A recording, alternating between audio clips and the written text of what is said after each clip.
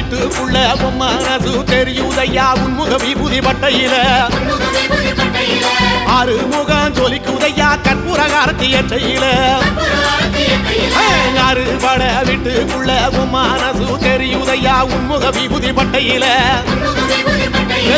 ஆறு முகம் ஜொலிக்குதையா கற்பூர காரத்தி எற்றையில